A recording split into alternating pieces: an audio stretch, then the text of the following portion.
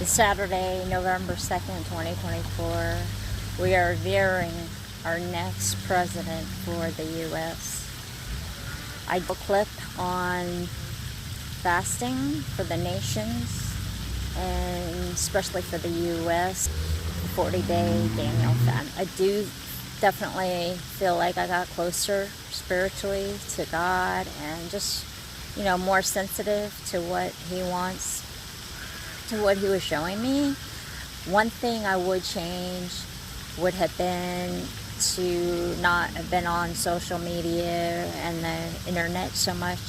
So during that time when you fast, it really is a good idea to have more space for God, more space to hear His Word. And so even though I wasn't in the Word as long as I wanted to, some days it was just like 15 minutes in the morning, a half hour. We're all for that, right? I mean, a lot of countries hate America. They hate what we stand for: freedom, prosperity, just to be able to live life. And of course, having God. That's what we were founded on. So it's not cool when our country is going down the tank. It's not. And the leaders have an agenda. So please vote out there. Please vote. Your vote counts. And tell your friends, because we have the privilege to be able to have a voice and vote. These churches around the world, some of them are underground churches. They can't even crack a Bible. I'll tell you about just what I was listening to last night with Brandon on Last Days.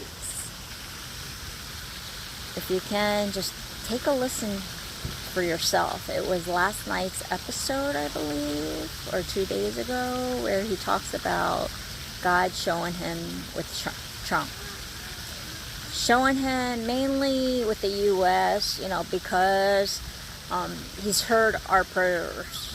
So even on that 40-day fast, that was only me, one person doing a 40-day fast, But it's encouraging because God told Brandon that He's heard all our prayers, that He's waited out, especially the month of October, and on the scales, the prayers have come in so much that He's made His decision. God has made a decision about the U.S.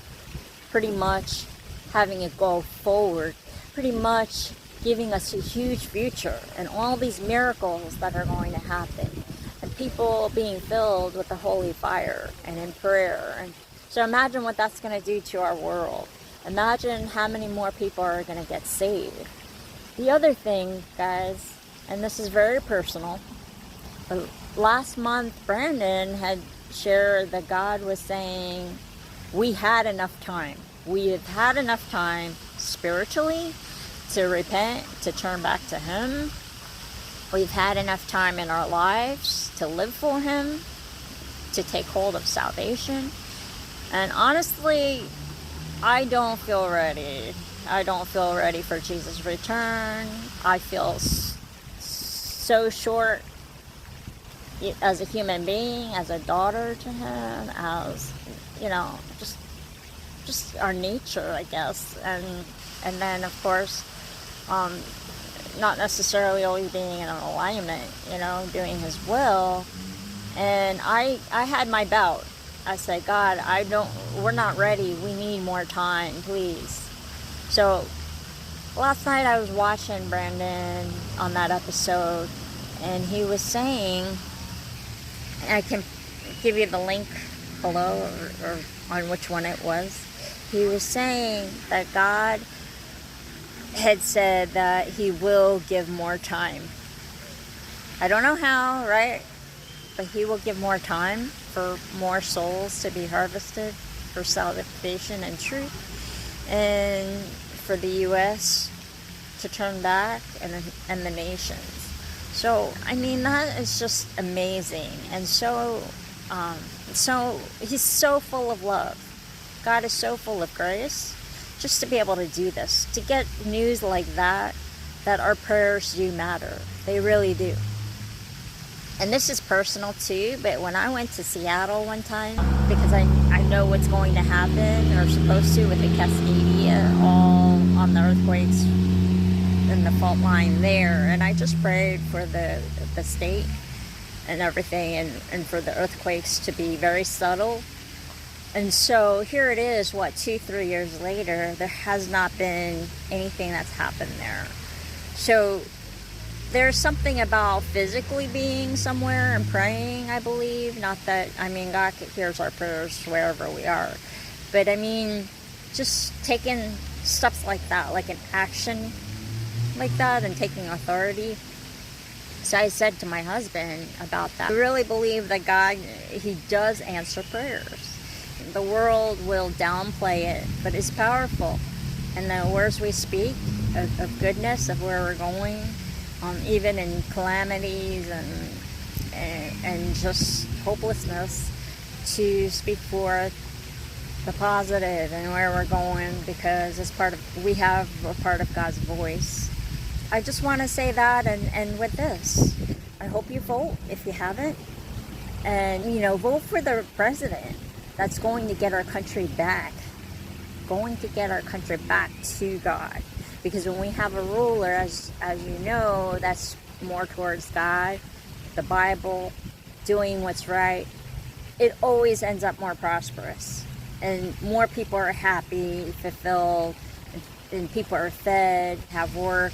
I mean, all these great things. We know Trump, not to get all political, but we know Trump is for God.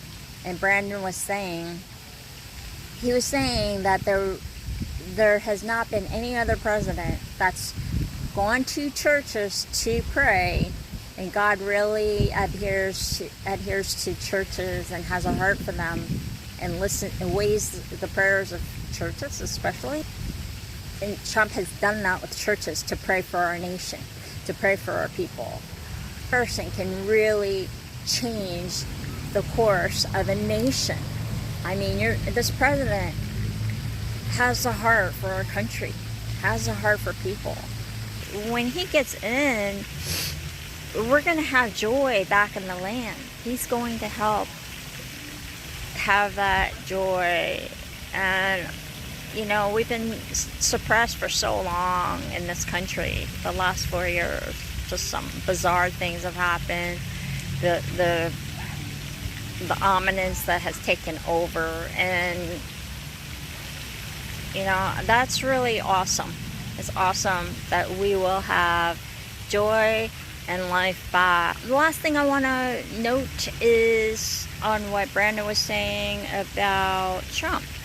All that is happening, and that's about to happen further, and to dwell on all the more that there's really great things to come.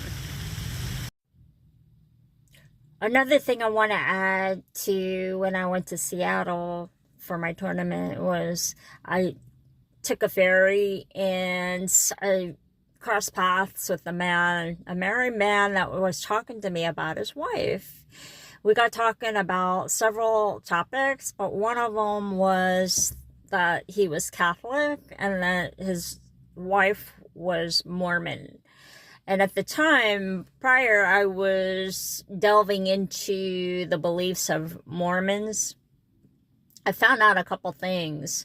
I found out about their vault, and that's why the family tree is huge, because they want people's DNA, and it's not for a good reason. It's very satanic. So that's one reason I've been hesitant in getting my DNA done, and for personal reasons, but I don't want people having access to it.